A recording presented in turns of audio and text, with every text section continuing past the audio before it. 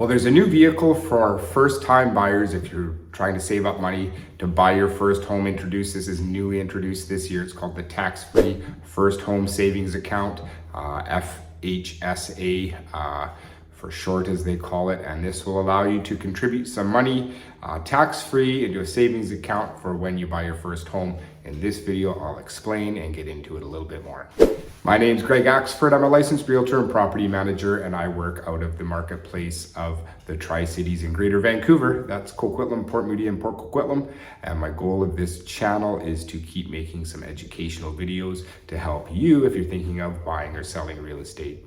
If you could do me a big favor and click the like button, that would be hugely appreciated. That'll help get the information out to other awesome people like yourselves that are searching for this kind of thing. And if you'd like to stay up to date, please click the subscribe button and you will be notified whenever I make another new amazing video. And if you'd like to talk more about this new savings account that the government's introduced, or if you'd like to talk about buying a home, if you'd like to talk about selling a home, if you'd like to talk about anything real estate related, there's a link below in the description that will allow you to pick a time that's convenient for yourself and we can chat about whatever is at the top of your mind.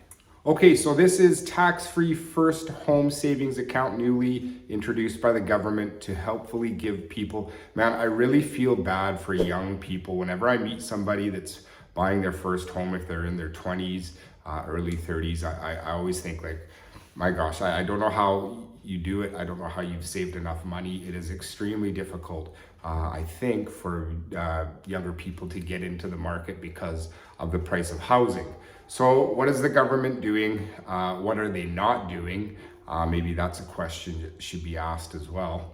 But this is a new savings vehicle, so similar to a tax-free savings account, but it is for homes. So you can contribute up to $8,000 a year per person, and up to a maximum of $40,000 that you will not be taxed on. You can deduct that off your income. You will not be taxed on it. And you can use that. There's a few parameters that you have to follow, but pretty straightforward. It has to be your first home, and you can put that towards whenever the time comes to buy your first home. So a few points or guidelines. You must be a resident of Canada. It must be your first home. If you don't use the money, you can transfer it down the road into an RRSP or a RIF. You can treat this money like you do with tax-free savings, where you can put it into something that'll work, make your money work for you, make you a little bit more. Mutual funds, publicly traded securities, government and corporate bonds, etc. Lifetime total amount you can put in is $40,000. And if you, for example, you only put in $5,000 one year, then next year, you'd be allowed to put in $11,000. So kind of a running total on the $8,000 per year maximum. So that's kind of it in a nutshell. A good idea in theory. Should it be a little bit more money? I think so. One of the big things if you're buying a first home is the property transfer tax. Now you're exempt as a first-time buyer if you're buying a home under $500,000. You don't pay the property transfer tax. If you're buying a home for $600,000, it's too bad, so sad. You're paying it even if it's your first home. So property transfer tax on a home that's $600,000 would be $10,000. So it's a fairly substantial amount. So my question is the government doing enough? In my opinion, no, they're not.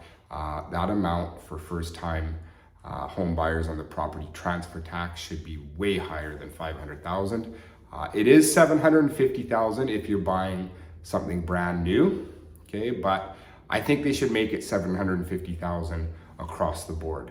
Hopefully that is coming down the pipeline. That's just purely speculation on my point. Products like these, $8,000 is great, and I understand that that might be a stretch for some people. Some people may be able to contribute more than that. So if they were to make it, say $15,000 a year, mind you, this can be used, I would imagine, with your tax-free savings money to go all towards first home, which would be a good amount. But I think that the $8,000 a year contribution, I'm not sure why they didn't make it a little bit more. Anyways, there's my 2 bits. Hopefully I added some insight. If you have any comments, please type them below. I'd love to hear them. And if you have any questions, please let me know. Happy house hunting.